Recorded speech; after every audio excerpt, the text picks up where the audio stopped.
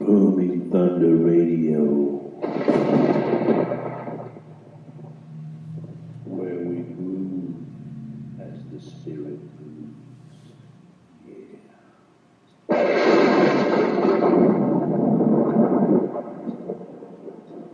Drawing the honey from the rock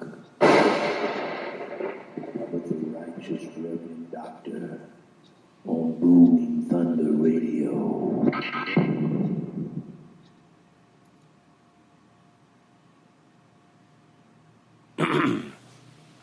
Welcome back, mighty friends. Brother TC, coming at you live from down in the bayou. Yeah. May the love of God be perfected in your heart as we walk together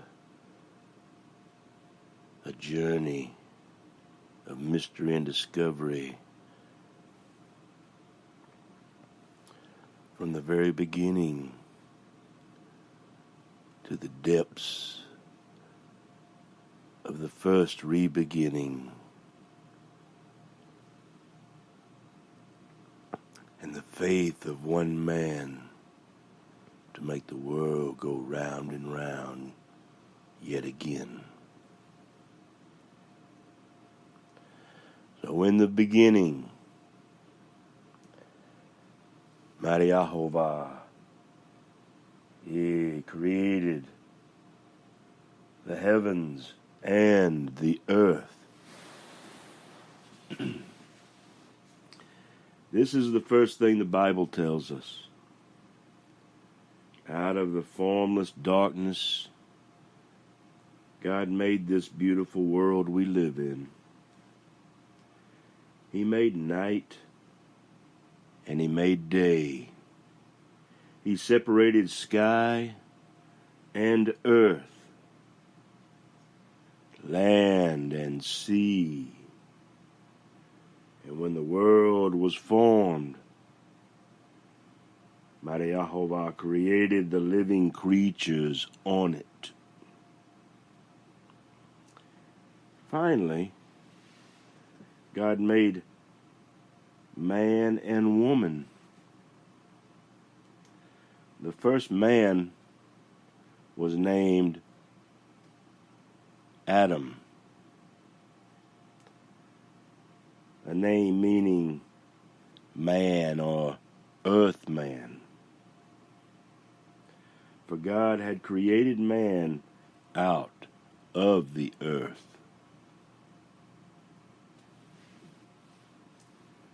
The woman was named Eve, meaning living. Adam and Eve lived in a beautiful garden. Hallelujah.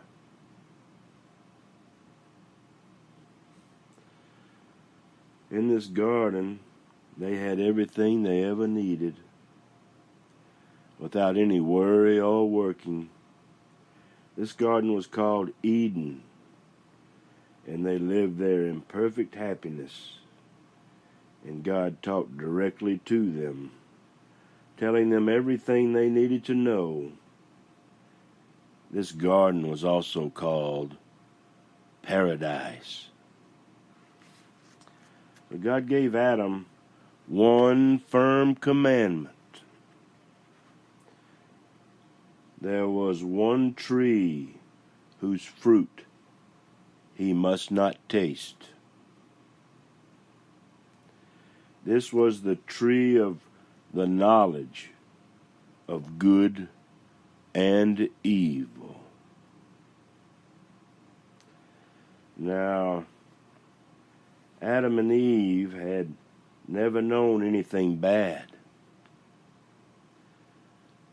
So they could not understand the difference between good things and evil things. God knew that if Adam and Eve learned that things could be bad, they and all men and all women after them would be subject to fears and anger, hatred, and sadness. Perfect happiness such as theirs would never again be known on the earth.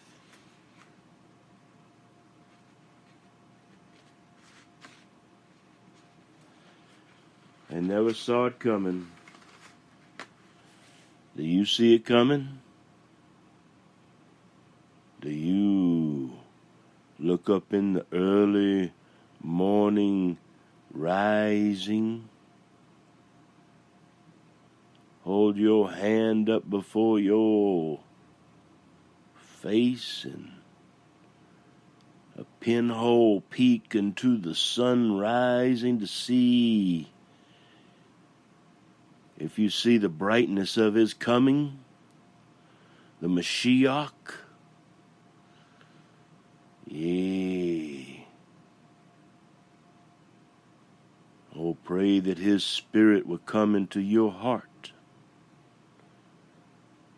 and that you, having done all things, could stand upon the earth. Yea, when the keyhole passes by, and the locks, the tumblers set, are turned. Yea, the hair thrown upon the fire.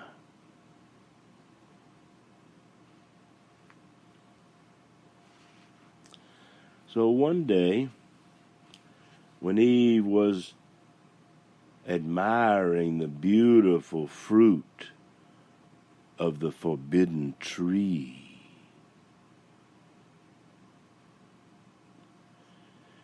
she began speaking with a serpent there, a creature we call a snake, a forked tongue, a liar and a thief. The serpent urged her to pick the luscious fruit that she was admiring. Yea, that beautiful fruit.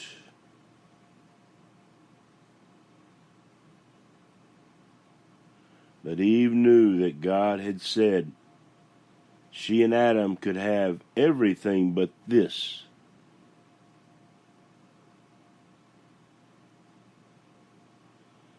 They were like angels upon the earth.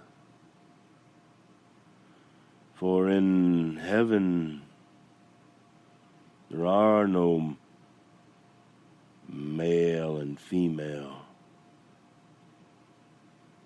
only obedient, to not eat the fruit of the tree of the knowledge of good and evil.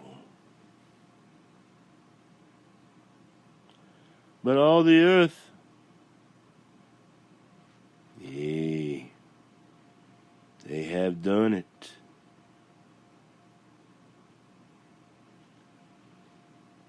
The crafty nature, the cunningness of the snake in the garden,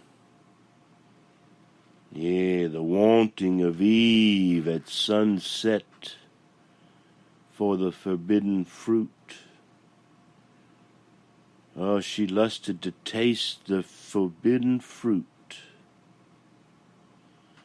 Yea, the serpent. Yea, a tree with a snake.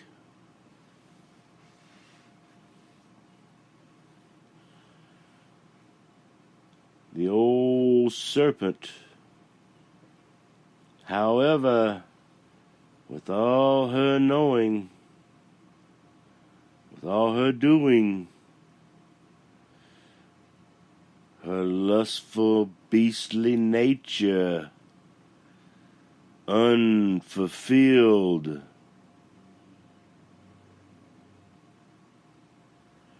The serpent persuaded her that the fruit would make them as wise as God himself. Oh, and she admired the fruit on the snake's tree. Yea, and wanted it even more.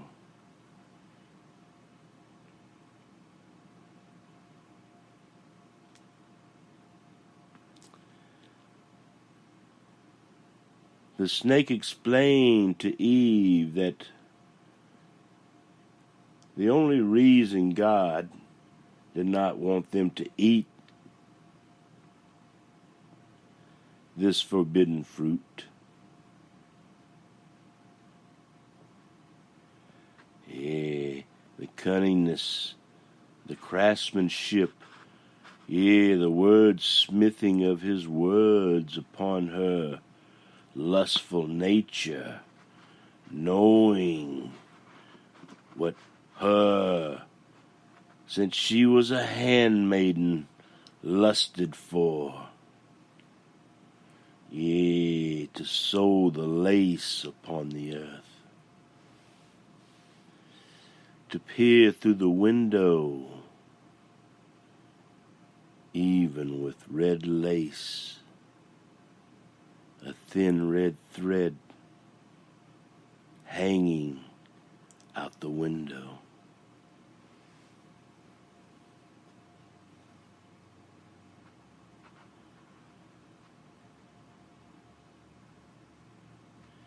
So tempted by the serpent's words and the beauty of the fruit of the tree, the serpent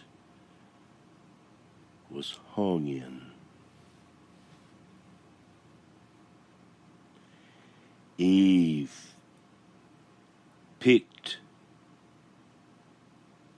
the fruit, and later she gave the fruit to Adam to eat and said it was good. And Adam tasted it. Immediately they knew they had done wrong. Afraid and ashamed, they hid among the trees. God came into the garden that evening and, finding Adam and Eve hiding, made them tell him what they had done. He sternly explained to them what they now faced. They must leave the beautiful garden forever and go out into the world, where they must work long and hard to make the land produce enough to keep them alive. They would have children, but both they and their children would always know much hardship and sadness. And God's words proved to be only too true. No sooner had Adam and Eve's first two sons grown up than a terrible thing happened. Their sons named Cain and Abel. Cain was the elder, was a farmer, and Abel was a shepherd. Adam and Eve had not forgotten God, but since they could no longer talk with him, each of the family offered gifts to God of the things they produced to show that they knew that they were still his children. So one day, Cain and Abel fell into a bitter and a violent quarrel about which of their offerings was most pleasing to mighty YeHoVaH, the one true God. When it ended, Abel, the younger son, lay dead upon the ground, and the first dreadful crime of man against man had been committed.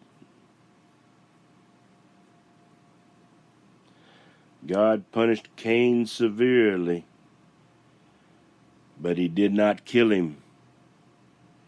He protected Cain from death at the hand of any man.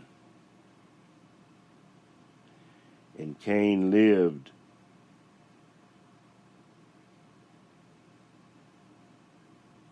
Yea, and he founded a family of his own, the sons of Cain. The older brother, the farmer, the one who slain the Abel, yea.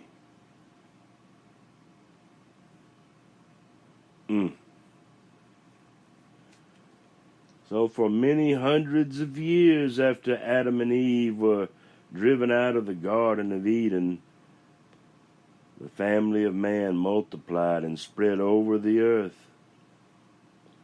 Because Adam and Eve had disobeyed God and learned of evil things,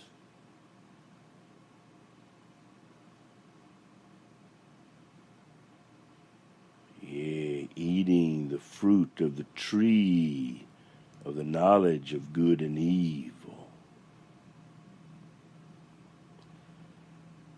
The knowledge of wickedness was passed on.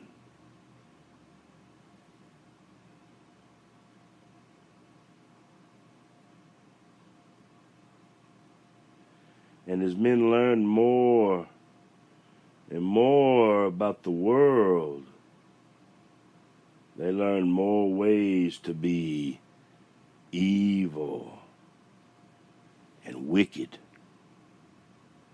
Men forgot that they were the children of mighty YeHoVaH, and they grew more corrupt in their minds and in their hearts. Finally, God decided that man had grown so wicked that he was sorry that he had ever created human beings. And so God decided he would destroy all life on the earth. But there was one man who remembered God and tried to live to please him. His name was Noah. God spoke to Noah and told him the world had grown so violent, evil, and wicked that he was going to destroy the wicked in a great flood that would cover the whole earth. But God promised Noah that he and his family would be saved from the flood, and that one mother and one father of each living thing on the earth would also be saved. God told Noah how to build an ark, so which those to be saved would be protected from the waters of the flood. Noah followed God's instructions. And as the rains began and the waters of the sea rose over the land, Noah and his family and all the creatures were kept safe in the ark, the rains continued for 40 days and 40 nights, and the waters rose until the earth was a vast, raging sea. Every living thing died in the terrible flood, except those sheltered in the ark. For 150 days the earth was covered with water, and then the flood began to reside from the land. After Noah had been in the ark 9 months, the tops of the mountains appeared above the water. 40 days later, Noah decided to find out if the water had lowered enough for them to leave the ark. He sent out a raven and a dove. The raven never returned. The dove, finding no place to set down, returned to the ark.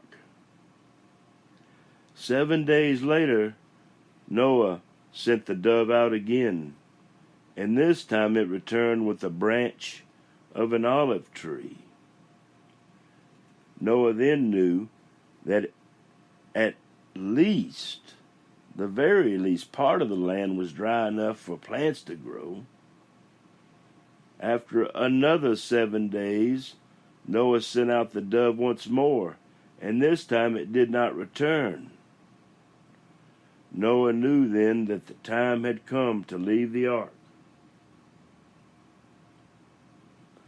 As soon as Noah and the living creatures had left the ark, Noah built an altar where he gave thanks to God for being saved from the flood. God was pleased and made a promise to Noah that never again would he destroy living creatures as he had done with the great flood. The world was given again to man for his use, as it had been given to Adam and Eve. God showed Noah the rainbow that we see in the clouds after the rain. We told him that this would always be the sign of his promise.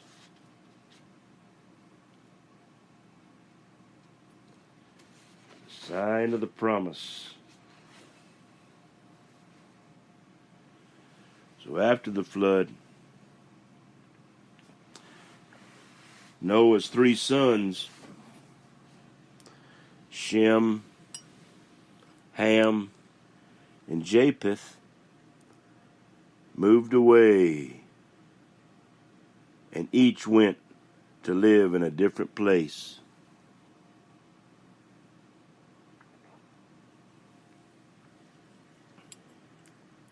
They all had large families, and from their children and their children's children and their descendants for many, many generations, and the great nations of the ancient world came into being. The stories in the Holy Scriptures tell of all these nations and the people who have been known as the Israelites, yea, the Hebrews, and later those that worship mighty YeHoVaH, and they used a word Jew for short. The Bible tells us of all their beginnings, their growth as a nation, and the many troubles they faced. But most of all, the Bible is concerned with the special, the relationship These people have, even still to this day, there are a remnant that have this kind of relationship with mighty YeHoVaH.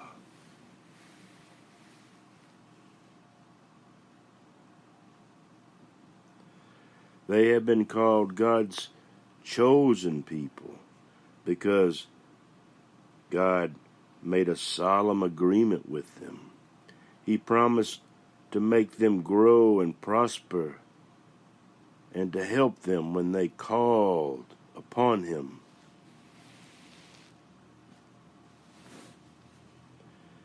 In return, they must obey God's commands and keep alive the true knowledge of mighty YeHoVaH, which is the glory of His Son, yea, the King of Salem, yet to be revealed before mighty Abraham,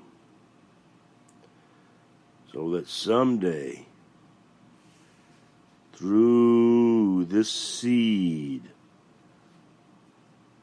that you, little spotless lamb, yea, like all mankind, would know the love of the Son that reveals the eternal Father in the tabernacle of your mind.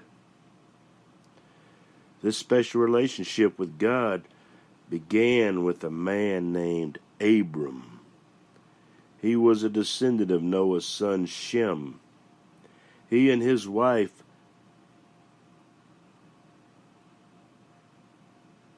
Sarai,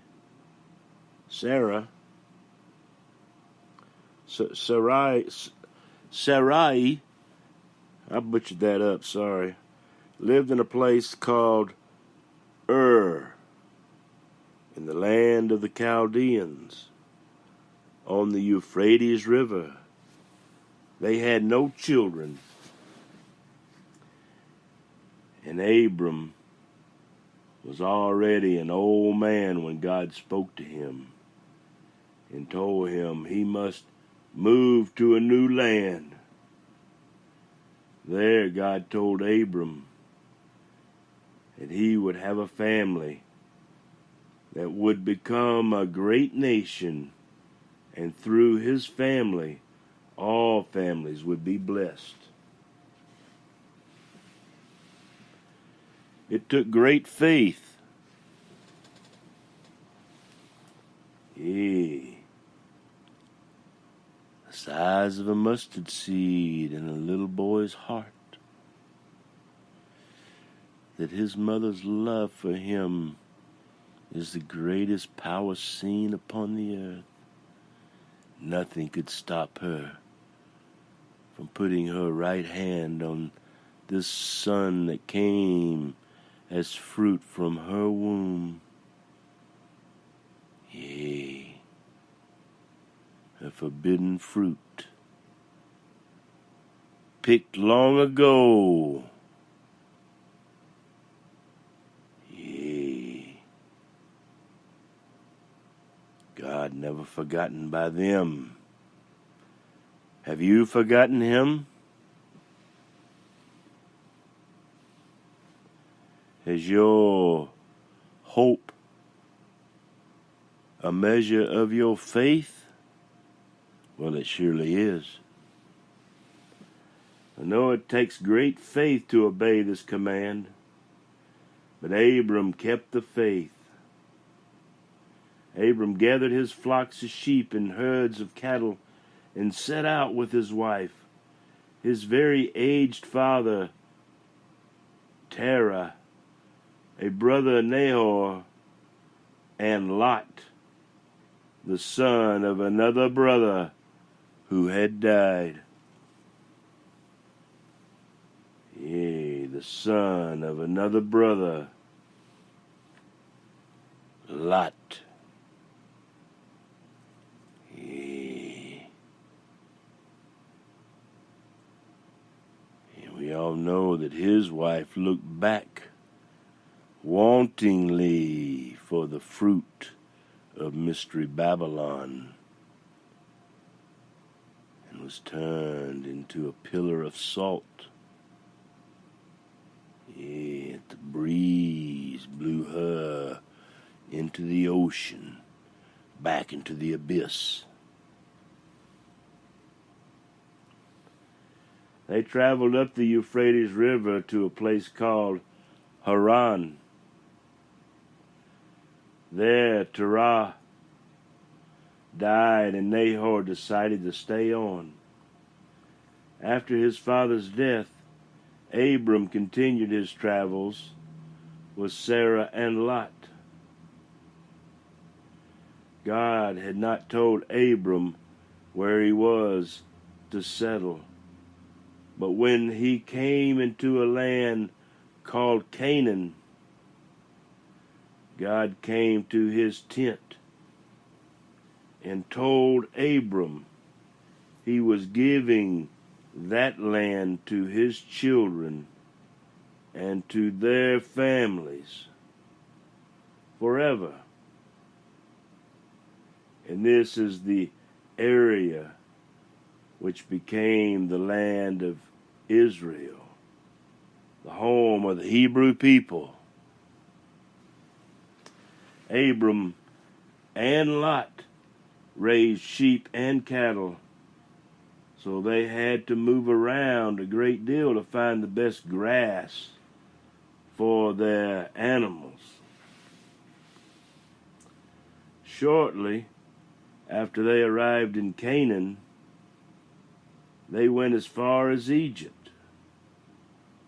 There they were very successful, and when they had returned to Canaan, they had so many cattle the land could hardly feed them. The herdsmen of Abram and those working for Lot began to quarrel about grazing rights. So Abraham proposed they separate. He let Lot choose the land he wanted. Lot went down to the fertile land in the river Jordan, and Abram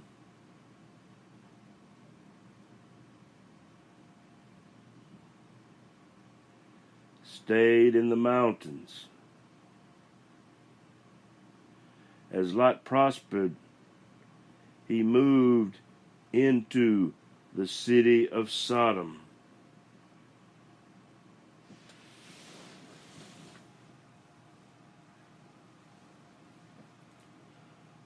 Though he had chosen the richest land, Lot found nothing but trouble, because he had settled among very evil people. I wonder if that could possibly happen nowadays. Nah, surely not. It's only Mystery Babylon all around you, all around each of us. First, he was captured in a war and taken as a slave. When Abram heard of this, he gathered together all the men who worked for him, over 300 in all. He caught up with the conquering army, beat them in a surprise attack at night, and rescued Lot and all the other captives. Hallelujah. A shadow picture. Yeah, a glistening reflection before us all. Abram brought Lot and the others back to Sodom, but refused to take any reward from the king of the city. And then he returned to his home in the mountains. Abram's home was in the mountains. Abram was, by this time, a very old man. While he had many families living and working with him, he and his wife Sarah no longer expected to have any children of their own.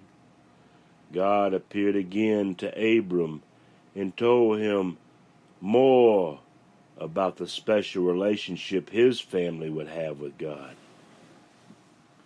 First, God changed Abram's name to Abraham, which means father of nations, and he changed Sarah's name, or Sarai's name, to Sarah, which means princess.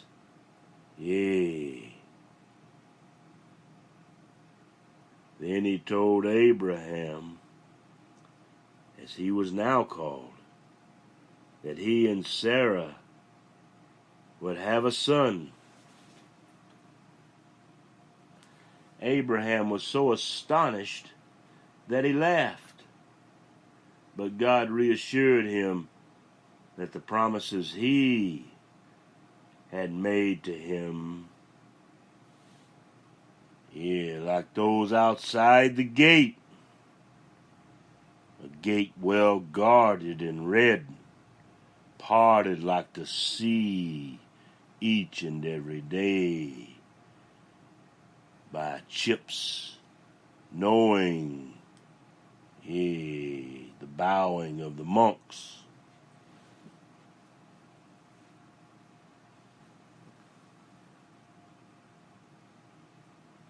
He had made him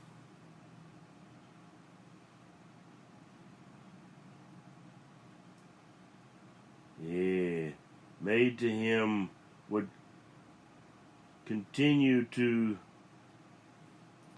but God reassured him that the promises that he had made to him would continue to his son. He would call his son Isaac. The next time YeHoVaH sent the everlasting glory to Abraham, Yahushua, the Mashiach, veiled as the king of Salem.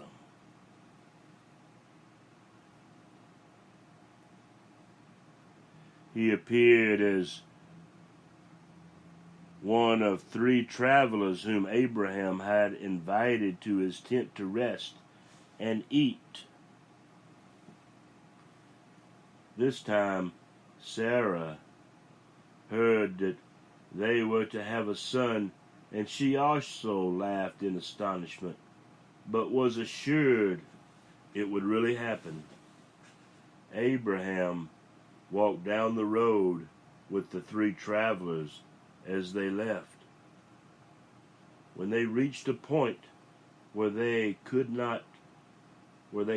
look out toward Sodom, where Lot lived, God told Abraham that he was going to destroy the city along with the nearby city of Gomorrah, because the people living there had become so wicked. Abraham pleaded that it was not right to destroy the good people along with the bad. So God promised to spare the cities if he could find even 10 good people living in them. He could not. The cities were destroyed in a great fire, but Lot was rescued by 2 angels who appeared at his home as travelers. In those days, Abraham and others who loved God showed this love by placing on an altar made of stones, unhewn, some of their best food as a gift to God. Since they raised animals, this offering was usually a sheep or a calf. God knew that he must impress upon Abraham that the promises he made were part of a solemn agreement. Abraham must obey all of God's commands, no matter how terrible and painful they might seem. Only in this way could Abraham and his family understand the seriousness of the agreement they had entered into. Therefore, God ordered Abraham to place his son Isaac upon an altar and kill him just as if he were a sheep. Abraham was shocked and filled with grief. He had promised to obey all commands of God, not just those that seemed right to him. He knew also that God had promised that Isaac would be the father of a great family which would lead to a great nation. Perhaps he thought God would somehow bring Isaac back to life. Whatever Abraham might have secretly hoped, this was surely the greatest test of faith a man could face.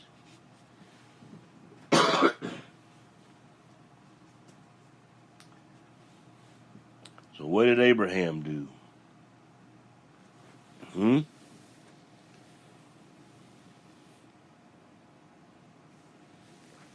you know what he did?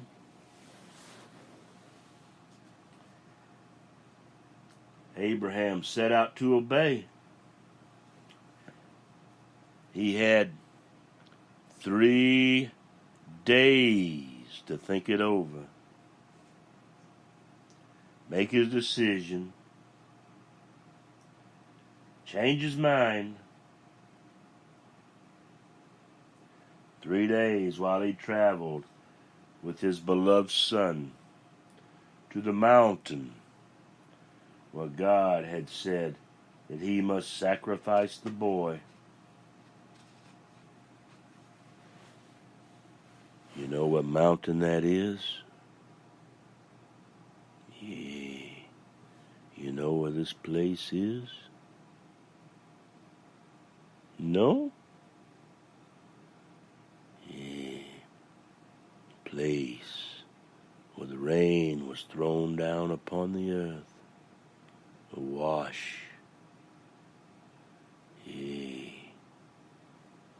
The sins away. A cleansing by the vine as the branches are grafted in. So when they started up the mountain, Isaac spoke up and asked his father, "Where is the lamb for the offering, Father?" You know, Mystery Babylon would have you believe that Isaac was just a boy. Yeah, but the sages of old and the wise men, the monks, yeah, the anointing of the Spirit has revealed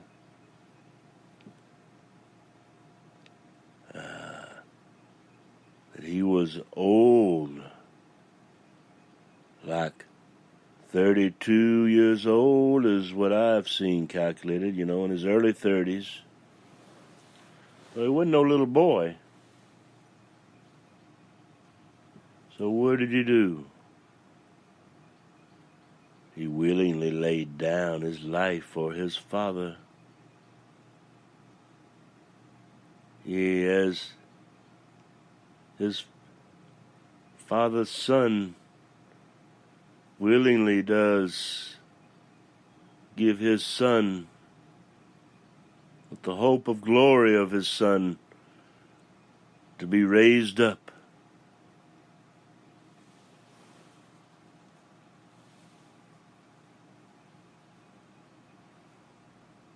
So Isaac, still wondering about the lamb and as he's laying down, Abraham assures him that God will provide a lamb.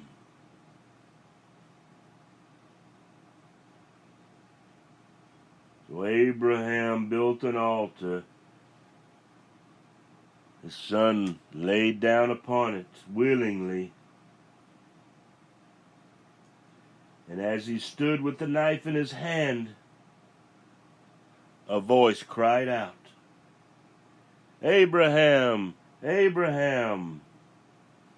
And he replied, "Here I am. Here I am, mighty Father."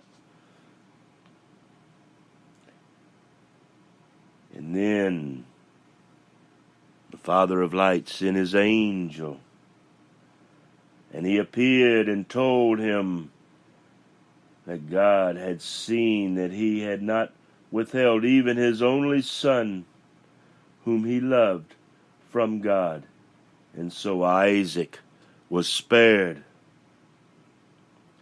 Then God blessed Abraham and told him again of his great promise that Abraham's family would be a blessing to all the earth and all the peoples upon it, even those this very day that eat and drink innocent flesh and blood.